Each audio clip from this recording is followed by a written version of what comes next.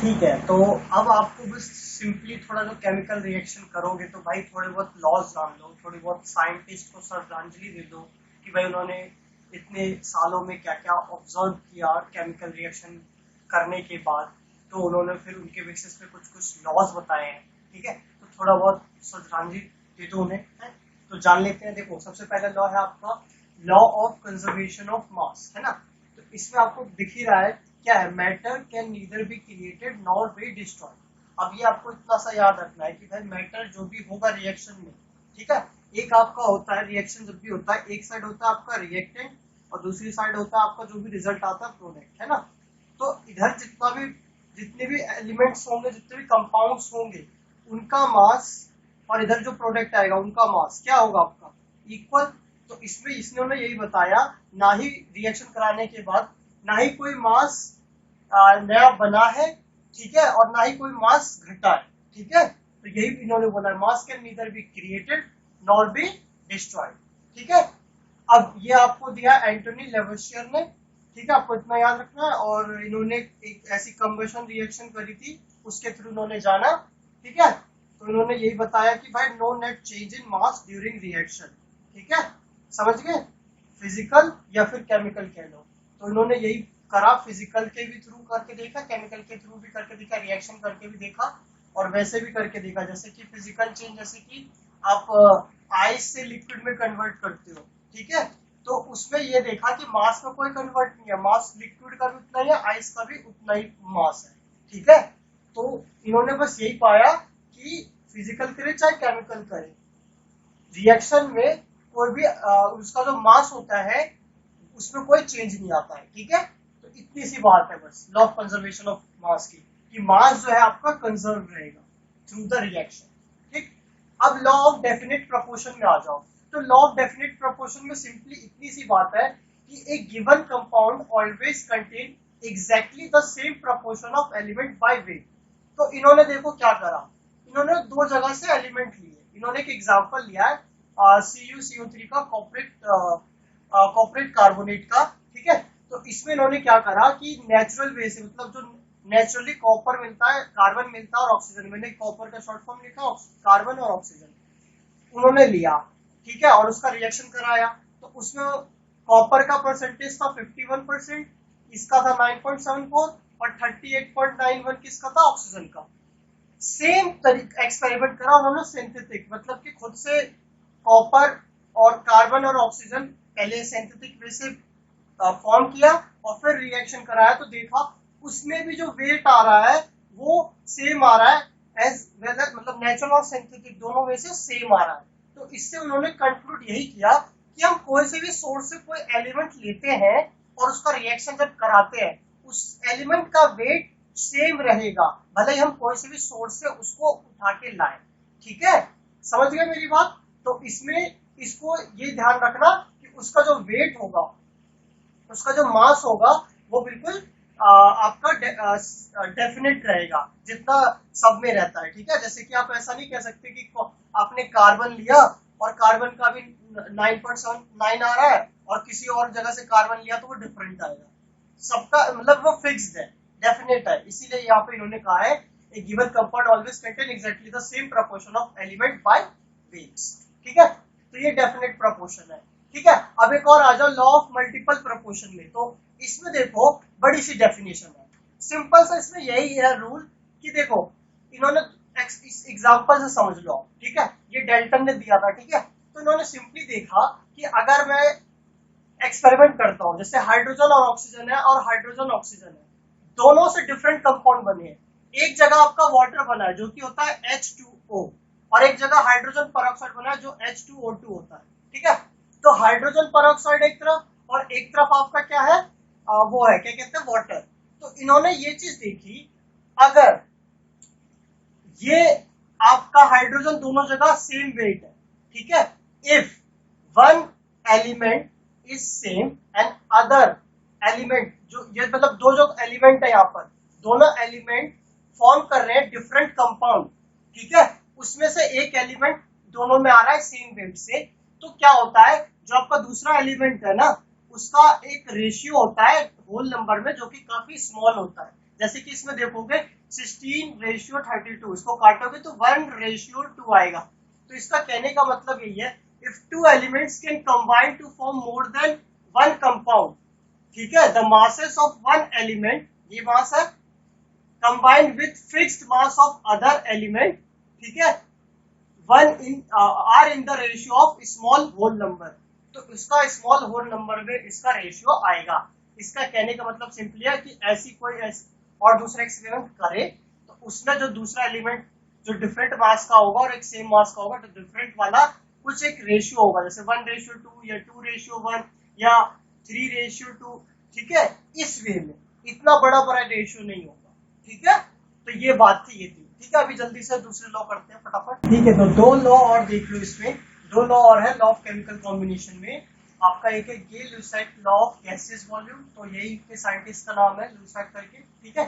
तो इसमें क्या हुआ है सिंपली कि व्हेन गैसेस कंबाइन, ठीक है, और one produce in a chemical reaction, they do so in a simple ratio by volume provided on gases at the same temperature. ये सेम टेम्परेचर एंड प्रेशर है। देखो, इतना सिर्फ कहने का सिंपली सा इतना मतलब है, जो आपने मासेस में करा होगा या उसमें भी, कि अगर हमें कोई रिएक्शन कराई है, ठीक है, उनका टेम्परेचर और प्रेशर हमें, जैसे हमने 40 डिग्री रखा है जितने पे वो होता है, ठीक है, या फिर प्रेशर रखा है हमने इतना एटॉमिक प्रेशर, उतना ही रखने पे, ठीक है, ये रहना चाहिए सेम जब भी रिएक्शन कराए हर एक पर्टिकुलर रिएक्शन के लिए।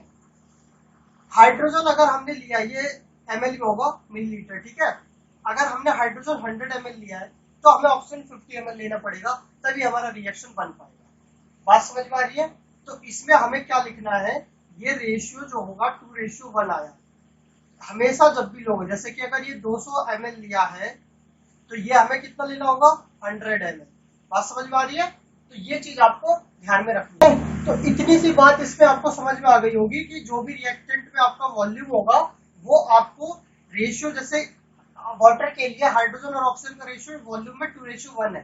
तो ऑब्वियसली इसका जब भी आप वॉल्यूम वाइज लिक्विड या लेते हो, गैस लेते हो, तो आपका उसका वॉल्यूम रखना होगा। अगर आपने 100 ml लिया है तो ये 50 ml होगा, या 200 ml लिया है तो ये 100 ml होगा। तो 2:1 की फॉर्म में आपको उसका वॉल्यूम लेना पड़ता है, ठीक है। तो यही गे लुसाइट आपका लॉ ऑफ गैसेस वॉल्यूम है। तो हर एक रिएक्शन का अलग अलग रेशियो होता है, ठीक है। तो वो अपने करते जाते हैं, बाकी याद करते जाते हैं, बस यही प्रोसेस है इसका। तीसरा है एवोगैड्रो नंबर। तो इसमें इन्होंने यही कहा है, अगर इक्वल वॉल्यूम है सारे गैसेस का at same temperature and pressure, तो उनका जो मॉलिक्यूल होगा वो इक्वल नंबर ऑफ मॉलिक्यूल्स होगा, ठीक है। तो इसमें इतना सा याद एज ए डेफिनेशन याद कर लो, मगर इसका जो प्रैक्टिकल इसका यूज होगा वो जब हम मोल कॉन्सेप्ट करेंगे तब उसका आएगा, ठीक है। तो अभी बस ऐसी एज अ डेफिनेशन याद कर लो। तो ये हो गया। अब आगे बढ़ते हैं डेल्टन थ्योरी, ठीक है। तो इसमें देख लो आपका क्या है, डेल्टन थ्योरी है। तो डेल्टन एटॉमिक थ्योरी आप क्लास 9 में पढ़ चुके हो। तो सिंपली इसमें आपका क्या है, matter consist of indivisible atoms, मतलब कि जो एटम है उससे उसके बाद ये मैटर जो है टूटेगा नहीं, यही सबसे लास्ट वाला पार्ट होता है, जिसके बाद वो टूटता नहीं है। मगर हम पढ़ चुके हैं कि भाई ये थोड़ा सा एक्सेप्शन केस है, तो आपको ऐसा याद रखना है कि इसमें मैटर एटम्स के बाद भी रहता है इलेक्ट्रॉन्स, प्रोटॉन्स, न्यूट्रॉन्स, पढ़ चुके हो, ठीक है। मगर फिर वैसा डेल्टन एटॉमिक थ्योरी में हमें ये पढ़ना है कि ये इंडिविजुअल एटम है, इन्होंने जो बताया था, ठीक है।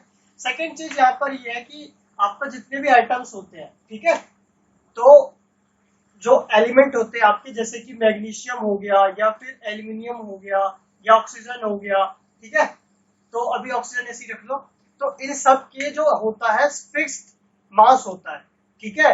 अब मैग्नीशियम का जो भी मास है वो ऑब्वियसली आइडेंटिकल रहेगा, मतलब जो अभी आप कर चुके हो, है ना, कि मास जो है चेंज नहीं होगा, ठीक है। तो वही आपका आइडेंटिकल बोला हुआ है। और ऑब्वियसली जो भी एलिमेंट है उस एलिमेंट की जो प्रॉपर्टीज होगी, ठीक है, जैसे एल्यूमिनियम की जो प्रॉपर्टी है वो भाई वही रहेगी, वो चेंज नहीं हो जाएगी, ठीक है। तो इसीलिए वही आइडेंटिकल मतलब सेम प्रॉपर्टी रहेगी, जिनका भी गिवन एलिमेंट का मास सेम है, ठीक है। इन्होंने ऐसे बताया है, ठीक है। Given element identical properties including identical mass, उसमें जिसका ये मास रहता है सेम। फिर उन्होंने बोला items of different elements, obviously different element होंगे, उनका डिफरेंट मास होगा, ठीक है। और एक लॉ तो ये जाने के होगा कंजर्वेशन ऑफ मास वाला, ठीक है, law of conservation of mass. एक है यहाँ पे कंपाउंड्स आर फॉर्म, कंपाउंड जो भी फॉर्म होंगे, जैसे आपका ये H2 है ना, और यहाँ पे ऑक्सीजन, तो ये आपका क्या बना H2O, तो यहाँ पे 2:1 रहता है आपका, आपको पता है। तो यही आपका एक फिक्स्ड रेशियो में रहता है, तो वही चीज है आपका यहाँ पर, ठीक है। फिक्स्ड रेशियो में रिएक्टेंट में वो रहेगा, आप वॉल्यूम में पढ़ चुके हो, ठीक है ना, वो ये लेसक वाला, ठीक है। तो आपको यही ध्यान रखना था बस डेल्टा एटॉमिक थ्योरी में। जल्दी से हम आगे बढ़ते हैं एटॉमिक मास और फिर मोल कॉन्सेप्ट पे आते हैं फटाफट। देखो भाई एटॉमिक मास का आप सिंपली प्रैक्टिकल वे में जानो, ठीक है, कि इसमें कोई भी एलिमेंट होगा, ठीक है, उसका एटॉमिक मास हम देखेंगे। जैसे कि आपका ऑक्सीजन का आपका मास होता है आपका कितना 32, ठीक है, 32 AMU, ठीक है। अब मगर जब सॉल्व करोगे मोल कॉन्सेप्ट में तो इसको 32 ग्राम ले लेते हैं, बस इतना से याद रखना है। अब इसका करने का क्राइटेरिया सिंपली सा जानने की ज्यादा जरूरत नहीं है, बस इतना सा है कि कार्बन के जो कार्बन को एज अ बेस लिए रखा है उसका मास कितना होता है आपका 12 ग्राम। तो जो भी आपका पर्टिकुलर एलिमेंट का मास होता है उसको कार्बन के 12 एलिमेंट से डिवाइड कर देते हैं और फिर उससे जो आंसर आता है आपका उससे उस मास का रेशियो निकालते हैं ना, तब आपका हर एक एलिमेंट का मास आ जाता है जो कि आपका एटॉमिक मास यूनिट होता है, ठीक है। मगर सॉल्व करने के लिए इजी रहे कि मतलब हम ग्राम में इसको लेते हैं, तो आपको सिंपली इसका ऐसा याद रखो कि एटॉमिक मास में आपका एलिमेंट के आपके क्या क्या मास होगा, ठीक है। यही आपका मॉलिक्यूलर मास जब आ जाता है तो उसमें मॉलिक्यूल होंगे, जैसे CH4 है तो कार्बन का कितना होता है भाई 12 ग्राम, फिर प्लस करते हैं, आपको बस ये याद हो जाएगा 9th का। हाइड्रोजन का होता है 1 इंटू कर देते हैं ना जो भी ऐसे रहता है, तो ये आपका आ गया 12 + 4 तो आपका आ गया 16, ठीक है। या फिर कह लो C6H12O6, ठीक है। तो ये ले लो आप, इससे भी 6, ये क्या है कार्बन का 12 है, 12 × 6 प्लस हाइड्रोजन का कितना है भाई 1 है, तो 1 × 12 प्लस ऑक्सीजन का कितना भाई 16 × 6। समझ गए मेरी बात। अब यहाँ पर देखो 16, अरे रे गड़बड़ कर दिया क्या। देखो भाई एटॉमिक मास में ज्यादा ना वैसे क्राइटेरिया जाने की जरूरत नहीं है, सिंपली इसमें होता कुछ नहीं है। एक कार्बन का पता है आपको, इसका मास होता है 12, ठीक है। तो हर एक एलिमेंट को का जो मास होता है उससे इसको डिवाइड करते हैं, ठीक है, उससे जो आता है आंसर उसका, और फिर जो एग्जैक्ट एलिमेंट का मास होता है उसका रेशियो निकालते हैं, तो उससे हमें एक पर्टिकुलर जो भी एलिमेंट है उसका मास पता चल जाता है, उसी को हम फिर एटॉमिक मास कहते हैं, जिसका ऐसा यूनिट लगा देते हैं। जैसे पर्टिकुलरली मैं कहूँ कि भाई आपका नाइट्रोजन का मास कितना 14, तो 14 AMU लिख देते हैं, ठीक है, समझ गए मेरी बात। या फिर मैं कह दूं कार्बन का ही तो ये 12 AMU लिख देते हैं, ठीक है। या फिर और कह लो ऑक्सीजन का तो कितना 16 AMU, ठीक है। तो अब इसको AMU बार बार लिखना तो ज्यादा वो नहीं रहता, तो इसीलिए हम जब सॉल्व करते हैं मोल कॉन्सेप्ट में इसका यूज आता है, तो उस समय हम इसको ग्राम में यूज कर लेते हैं बस, ठीक है। सिंपली इसका मास याद रखो, कोई ज्यादा दिक्कत की जरूरत नहीं है, एलिमेंट के मास। इसी को मॉलिक्यूल में आ जाता है, तो मॉलिक्यूल में कैसा आएगा, जैसे CH4 है तो देखो भाई कार्बन का कितना होता है 12, फिर प्लस आ जाता है ये, फिर दूसरा एलिमेंट आ जाता है तो प्लस करते हैं ना, फिर हाइड्रोजन 1 और इंटू कर देते हैं 4, जो भी जितने भी इससे नंबर यहाँ रहता है, तो 12 + 4 कितना आ गया 16 ग्राम, ऐसे लिख देते हैं। H2O का देख लो भाई, H2O का देखोगे तो हाइड्रोजन का 1 × 2, फिर दूसरा एलिमेंट आ गया उसका 16 है, तो 2 + 16। समझ गए मेरी बात। तो इतनी सी बात है बस, इसमें ज्यादा कुछ जानने की जरूरत है नहीं, इतनी सी चीज जानो, फिर मोल कॉन्सेप्ट करेंगे तब उसका ज्यादा यूज होगा, 9th में आप कर चुके हो।